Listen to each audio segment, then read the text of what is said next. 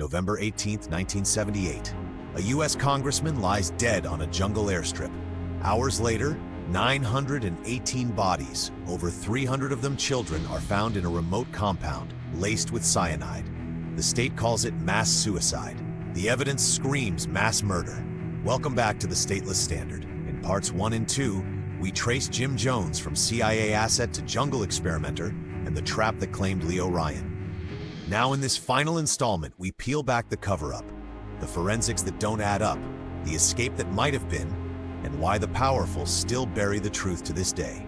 Because in a world run by statists, the people are always the disposable ones.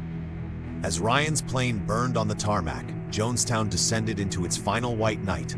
Not a drill this time, but the endgame. Jones's voice crackles over the speakers. We've had as much of this world as we're going to take. Followers line up for paper cups of Flavor Aid mixed with cyanide and Valium. But listen to the tapes, the ones the FBI later released. Voices beg, "No, please, the babies first." Children scream as needles pierce their arms. Survivors like Odell Rhodes and Stanley Clayton describe armed enforcers dragging resistors to the poison line. Machine gun fire rings out in the distance.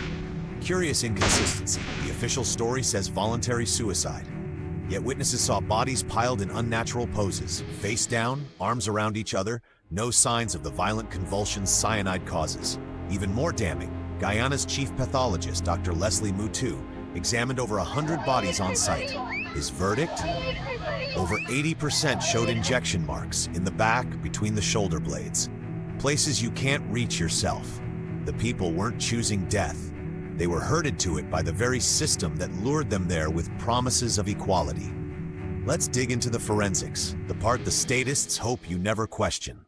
Mutu's team found no syringes near the bodies, odd for a suicide where everyone supposedly drank willingly. Cyanide levels varied wildly, some had none at all, suggesting gunshot or other means. The children, babies as young as 6 months, were injected in the mouth or force-fed. Voluntary? Hardly. U.S. Army pathologists flew in days later, but the bodies had baked in the tropical sun for 4 days, decomposed beyond recognition. Autopsies? Minimal. 7 bodies fully examined, the rest embalmed without consent, against Guyanese law. Curious rush, the Joint Chiefs had pre-positioned body bags and C-141 transports before the massacre even happened.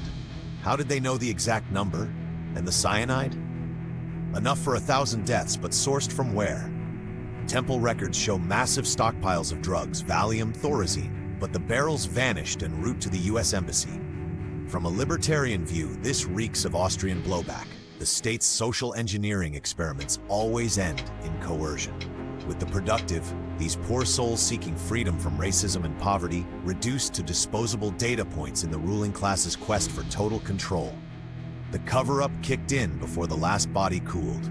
U.S. officials stripped ID bracelets from corpses. Why hide identities if it's just a suicide? Evidence, tapes, medical samples, weapons, funneled to the CIA-linked embassy in Georgetown. Much of it never resurfaced. Ryan's family sued, alleging a CIA trap.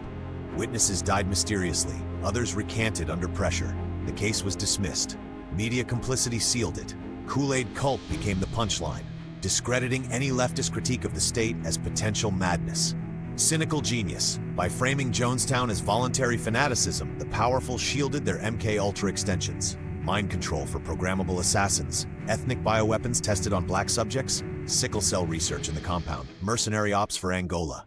The stateless, the people get the bill. Lost lives, eroded trust. The statists? Promotions and plausible deniability. One last curiosity, did Jim Jones even die that day?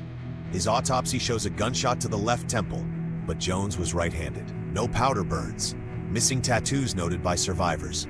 Witnesses claim he fled with suitcases of cash, perhaps to Venezuela via Cuban contacts, or Brazil, where he'd operated before. Green Berets found a second pile of bodies miles away, stacked, executed. Who were they? 45 years later, the files remain classified. Probes quashed. Truth deferred to future generations. The legacy? Jonestown is the ultimate statist win. Discredit anti-authoritarianism, test total domination on the vulnerable, and walk away scot-free. In Austrian terms, it's interventionism's endpoint. Coercion breeding more coercion until the market of ideas is poisoned forever. The Jonestown Massacre wasn't madness. It was method, statist method, the people against the powerful, always. If this series torched your illusions, subscribe for more exposures of the ruling class's games. Comment, what other suicide story smells like state cover-up? The Stateless Standard, signing off. Keep questioning.